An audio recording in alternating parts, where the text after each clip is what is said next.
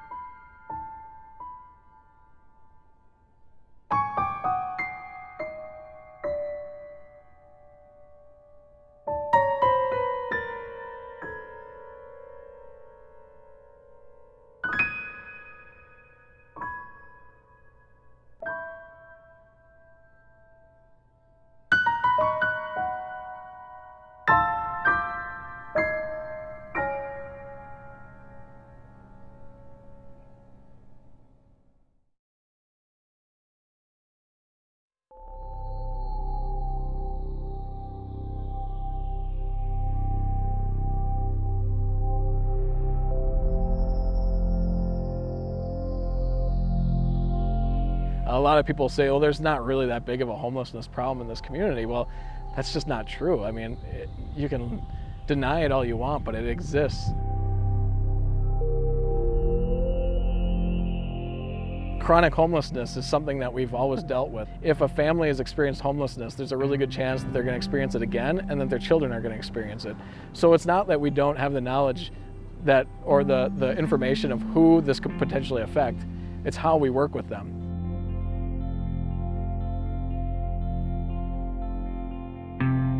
The biggest threat to a lot of our kids is their safety from other people who are looking to take advantage of people. So a lot of people associate the homeless with being the problem, but in reality they're the biggest victims of so many different crimes. So there's a lot of property theft against them. There's a lot of assaults that take place against homeless and at-risk kids because they're vulnerable. You know, we put them in a situation where they don't have any safe options.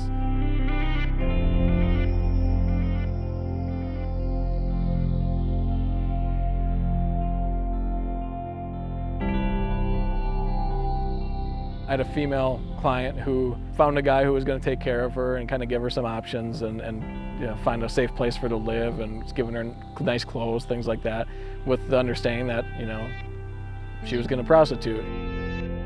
One of the things that she said to me that was kind of revealing was these pimps or these guys who are trying to take advantage of us do a better job of taking care of us. So as service providers, we're always like bare bones, bare minimum, whatever we can get by with, we're going to do it. You know, we rely on donations, we rely on all this stuff that's great to have, but these people who are trying to take advantage of these kids are doing a better job of getting them their basic needs and kind of luring them in with that.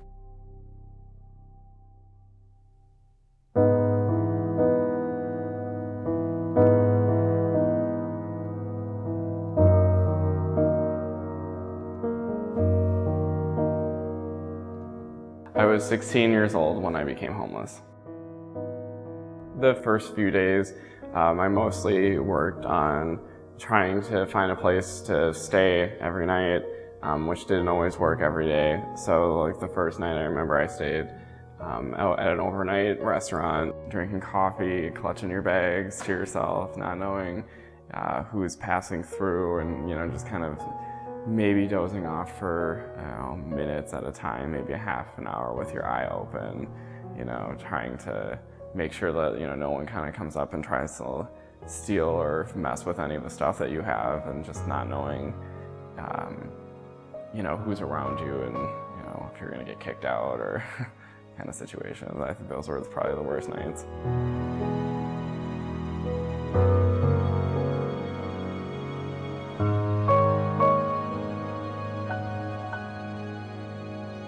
I was 16 and, let loose. Having this type of insecure freedom, a lot of things that I was doing that I shouldn't have, and there were a lot of people who I was hanging out with what I should have been hanging out with, and, making ends meet, in less favorable ways at times. So it's kind of hard to kind of go into that.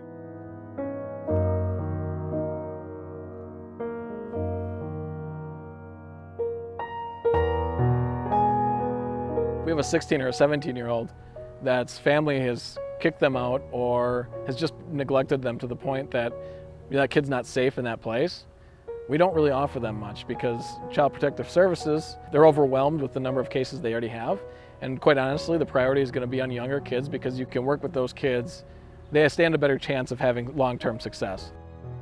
But what that does is it says to the 15, 16, 17-year-olds is, we're sorry, but we didn't catch it soon enough. Now you're on your own. You're going to have to deal with it. If they're trying to be independent, they can't get an apartment because they're not 18. They can't sign a lease. They can get a co-signer, but if their family's already neglected them to that point, that's not really an option. So when I get a 17-year-old, often it's like, here's what you can do to be prepared when you turn 18, but there's nothing I can really do for you that's tangible or meaningful until you turn 18. And that's really a hard thing to have to say to a 17-year-old who, quite honestly, has no safe options.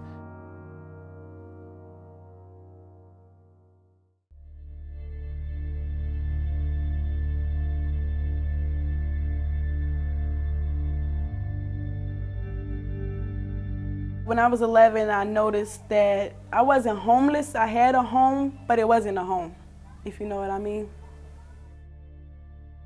My mom was drinking too much. We didn't have a father figure. There were many males coming and going. It was just becoming too hard to stay focused in school, and my attitude was changing, so I decided to leave.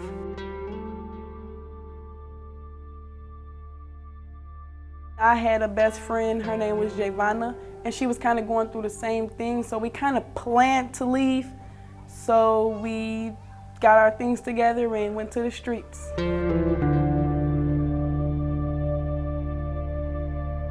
The first night we went to my god sister's house, and she told us we can keep coming back, and then we got a notice from school that if we didn't come to school that our parents would go to jail.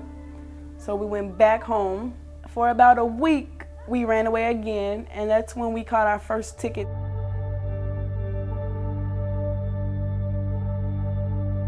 It was a group of us, and we all planned to go to the store to steal something for us to eat that day. And we got caught stealing hot dogs. The police came, we all got tickets, and we went back to the streets. This time, we found the car. My friend Javonna, older friend, had a car, and she agreed to let us sleep in it.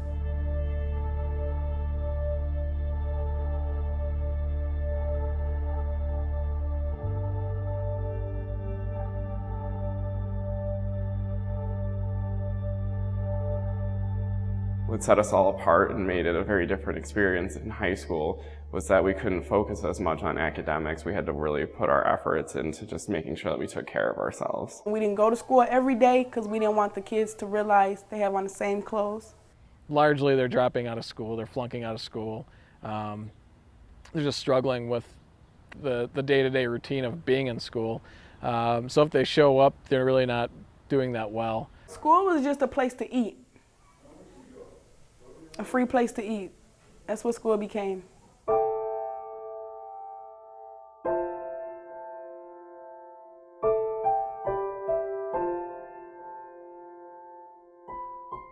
We don't have a youth shelter. We have a host home program through Briar Patch, which is a short-term, more like a respite. So that's only a few nights that they can really spend, and that's a short-term foster care is essentially what that is. And that's not really a viable long-term solution. And that's really what we need to get to the core of, is figuring out safe alternatives for these kids.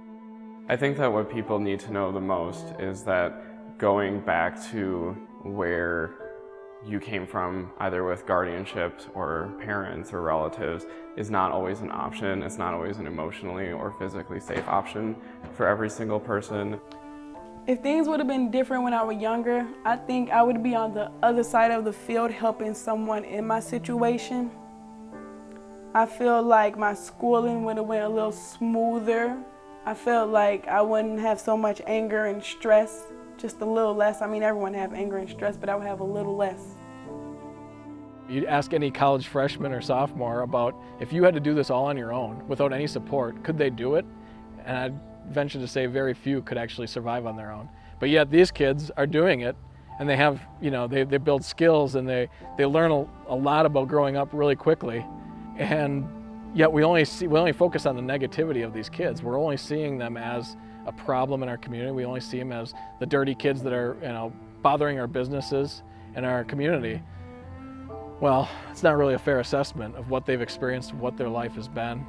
It's pretty troubling, actually.